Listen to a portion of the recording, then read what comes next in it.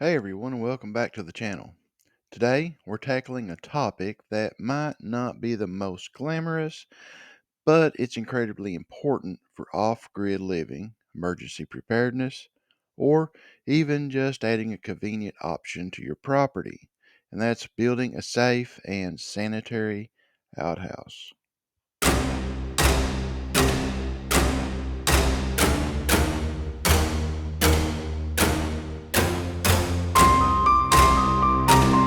Now, when we say outhouse, some of you might picture something less than ideal. But a well built and maintained outhouse can be a clean, odor controlled, and environmentally responsible solution for waste disposal. In this video, we'll walk you through the key steps to ensure your outhouse is both functional and hygienic. But before we dive in, a quick disclaimer. Always check your local regulations and building codes before starting any construction project, including an outhouse.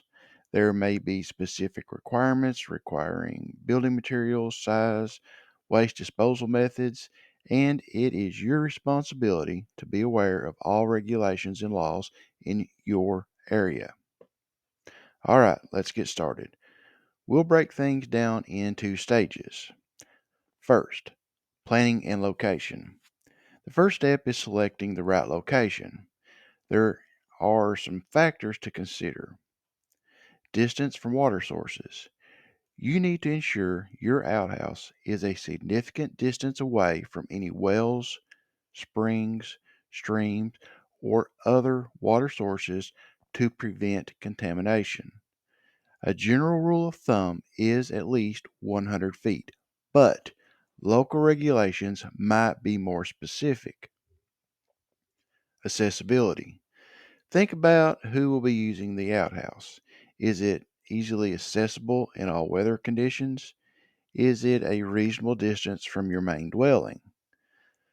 Also, think about sunlight and drainage. A sunny spot can help with drying and reducing odors. Good drainage is also important to prevent water from pooling around the base. Consider the direction of the prevailing winds so that any potential odors are carried away from your house and outdoor living areas.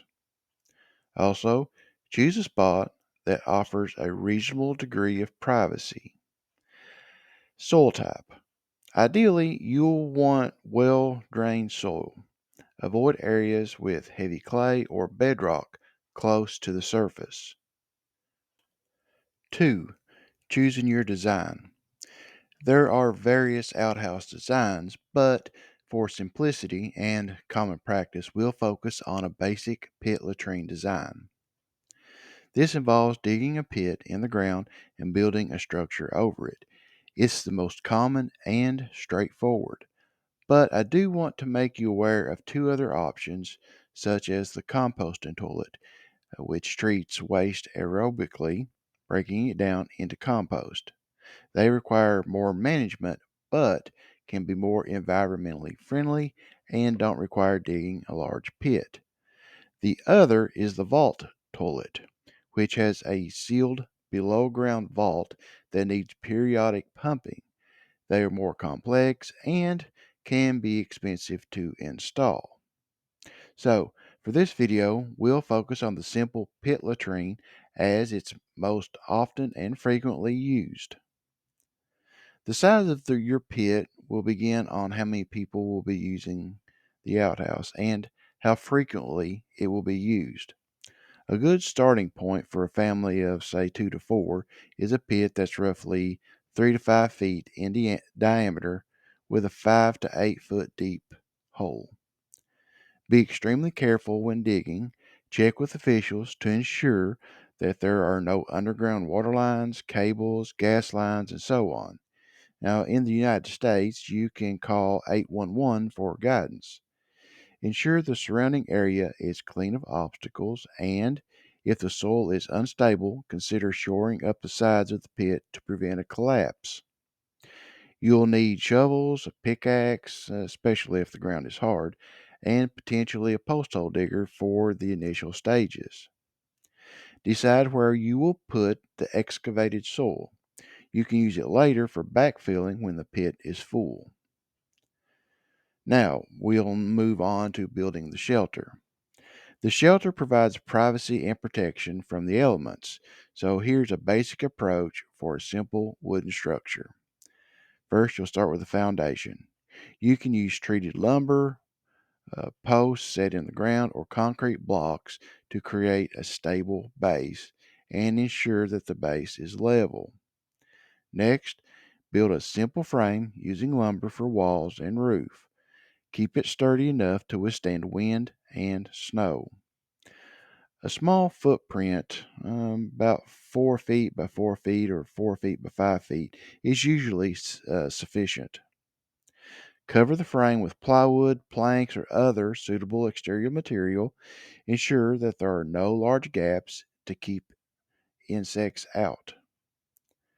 A simple roof slope will allow water to run off using roofing material like corrugated metal or shingles. Ensure it overhangs the walls slightly to protect them. A solid door, which is a no brainer, with a latch is essential for privacy and security. Don't forget about ventilation.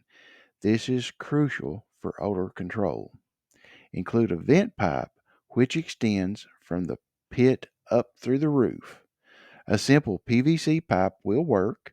You can also add small screened vents near the top of the walls for cross ventilation. Construct a comfortable and sturdy seat with a hole of the approximate size. Consider adding a lid to help contain odors and keep insects out when not in use. Now we'll move on to sanitation and maintenance. Building the outhouse is only half the battle. Maintaining it properly is a must for safety and sanitation. Lime is used in outhouses for several reasons. Lime helps neutralize and reduce the unpleasant smells associated with decomposing waste. It reacts chemically with the waste products, minimizing the release of foul smelling gases like methane and hydrogen sulfide. Sprinkling lime can help to deter flies and other insects from the outhouse, making it more sanitary and a comfortable environment. A moderate amount of certain types of lime like hydrated lime, can actually help to speed up the breakdown of the organic matter by encouraging the growth of beneficial bacteria. Lime has some disinfectant properties and can help to kill or inhibit the growth of harmful bacteria and pathogens in the waste. The type of lime most commonly recommended for outhouses is hydrated lime, which is calcium hydroxide. However, it's important to use it cautiously and avoid getting it on the toilet seat as it can cause skin irritation. Some people also use wood ash as a less potent alternative for odor control. Now, let's not forget about hand hygiene. Provide a way for users of the outhouse to clean their hands. This could be a designated washing station with soap and water if feasible, or at a minimum, hand sanitizer. Keep a container of dry material like sawdust, wood shavings, or peat moss inside the outhouse.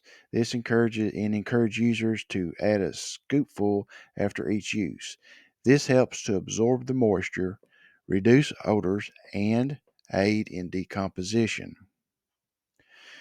A tight fitting lid on the seat and proper ventilation are important. You can also use fly traps if needed to control the flies.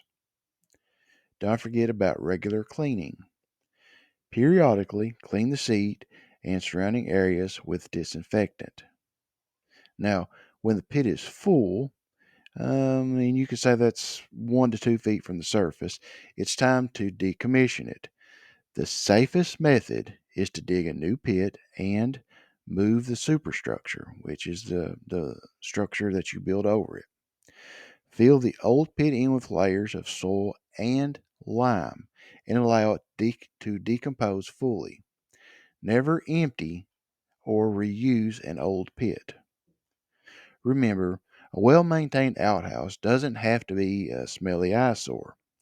By following these steps, you can create a safe, sanitary, and relatively pleasant solution for your waste disposal needs. If you have found this video helpful, please give it a thumbs up and subscribe. Let us know in the comments if you have any questions or talk about your own experiences with outhouse construction or use. Remember, be prepared, get proper training, and learn new skills. Visit us on the web at www.venerableowl.com, and thank you for watching.